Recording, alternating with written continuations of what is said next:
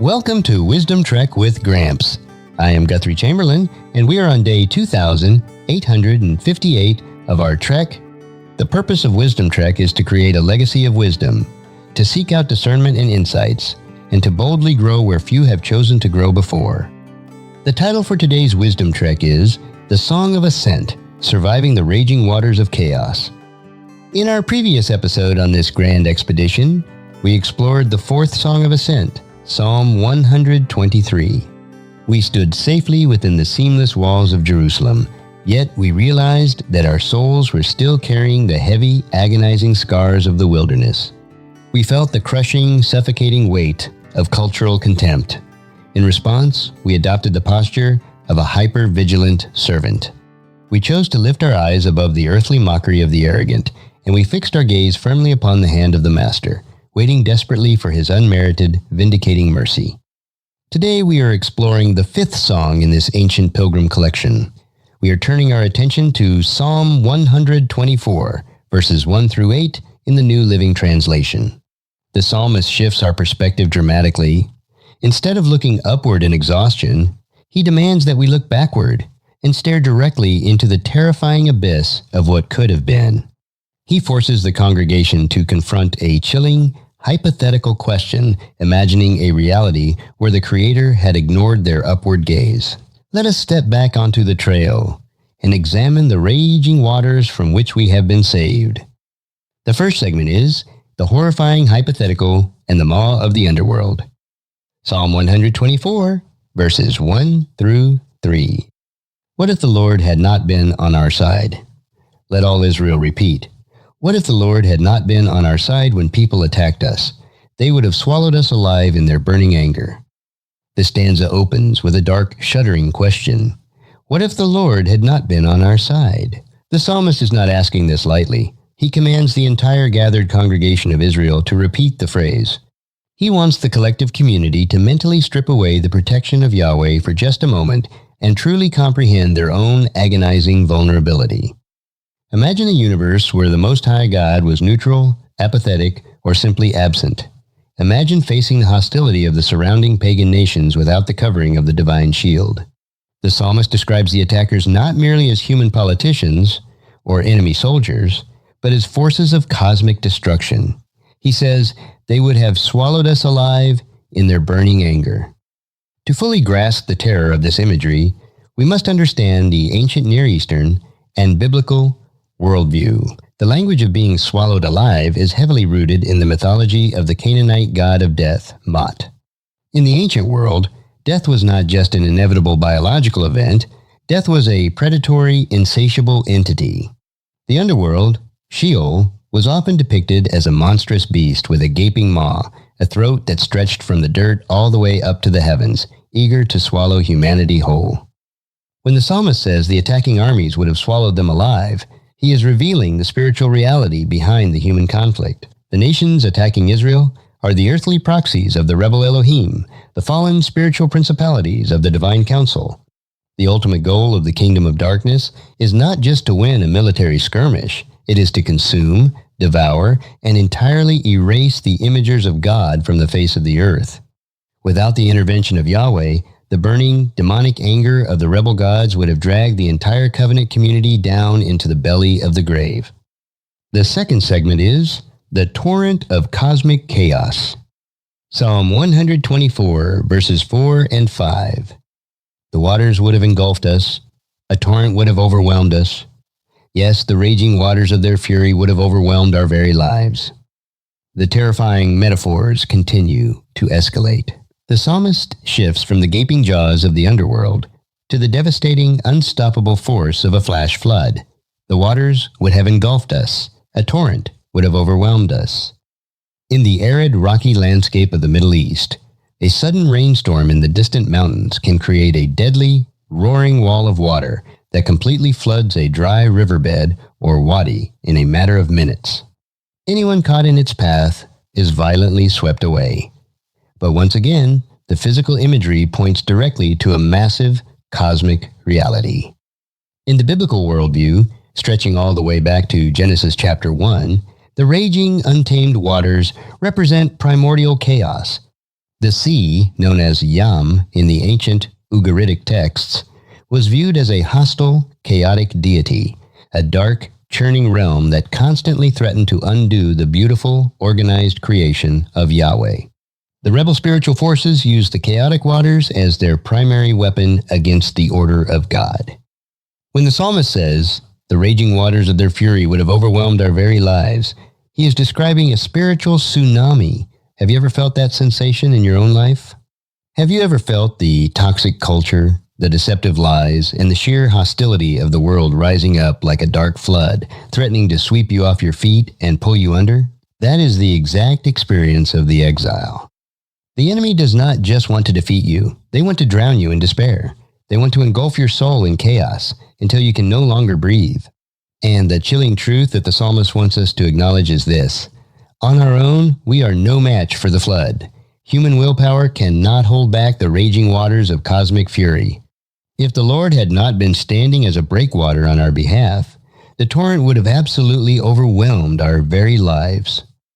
The third segment is escaping the teeth of the beast and the fowler's snare. Psalm 124, verses 6 and 7. Praise the Lord, who did not let their teeth tear us apart. We escaped like a bird from a hunter's snare. The snare is broken, and we are free. Suddenly, the dark, suffocating tension of the hypothetical question breaks, and the psalm explodes into a brilliant, breathless shout of triumphant gratitude. Praise the Lord, who did not let their teeth tear us apart. The psalmist looks back at the jaws of the predator, and he realizes that the mouth of the beast was forcibly slammed shut. Just as God famously shut the mouths of the lions for Daniel in the pit, Yahweh intervened for his people. The rebel gods bared their fangs, the chaotic nations moved in for the kill, but the Creator simply said no. He would not permit his beloved exiles to be torn to pieces. He then uses an incredibly delicate, beautiful metaphor to describe our deliverance. We escaped like a bird from a hunter's snare. The snare is broken, and we are free. Imagine a small, fragile bird, desperately fluttering its wings, caught tightly in a hidden net laid by a cruel fowler. The bird has absolutely no strength to break the thick ropes of the snare.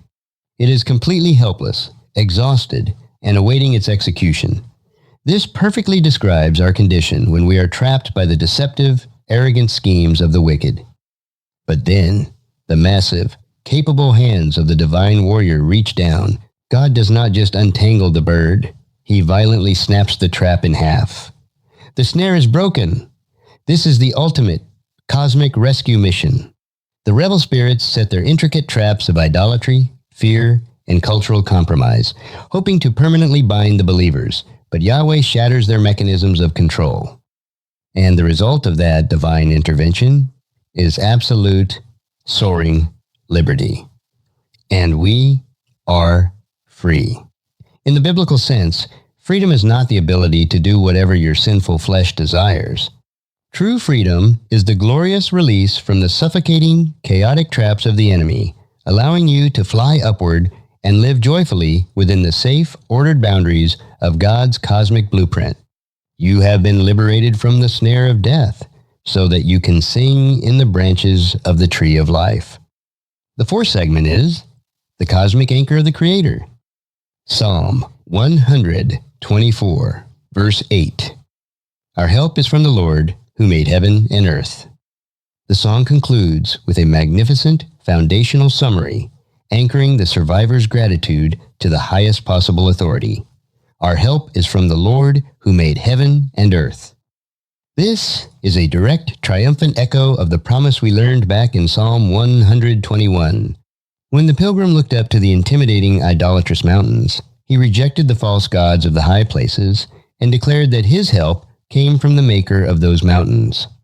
Now, having survived the raging waters, the snapping teeth, and the hunter's snare, he confirms that reality. The God who delivered them is not a minor regional deity. He is not a localized spirit of the hills or the valleys. He is the architect of the entire cosmos. He spoke the heavens into existence, and he formed the earth from the void. Because our help comes from the Creator, the chaotic elements of creation must ultimately bow to his authority. The raging waters of the sea must recede when he gives the command. The predators must close their jaws when he intervenes. The snares of the rebel principalities are easily snapped by the hands that forged the universe.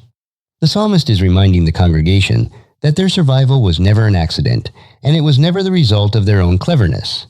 Their survival is the direct, unyielding evidence of the supreme authority and the fiercely loyal hesed, the loving kindness of Yahweh. Psalm 124, verses 1 through 8, forces us to confront our own vulnerability, and then overwhelming joyfully points us to our ultimate deliverer.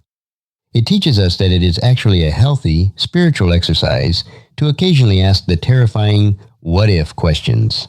Look back over the timeline of your life. What if the Lord had not been on your side during that dark season of depression?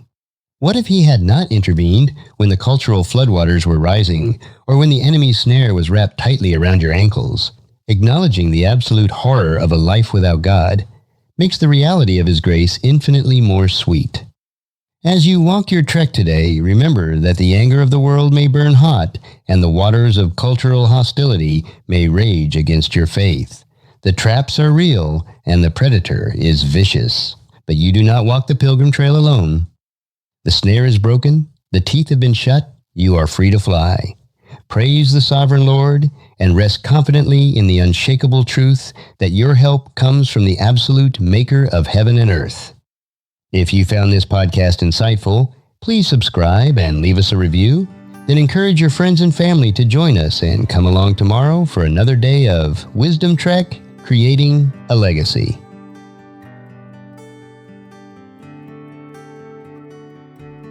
Thank you so much for allowing me to be your guide, mentor, and most importantly, I am your friend as I serve you through this Wisdom-Trek podcast and journal.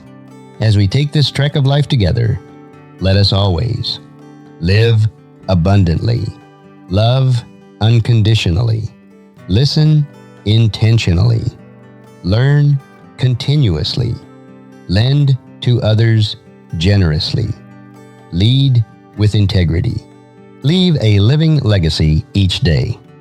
I am Guthrie Chamberlain, reminding you to keep moving forward, enjoy your journey, and create a great day every day. See you next time for more daily wisdom.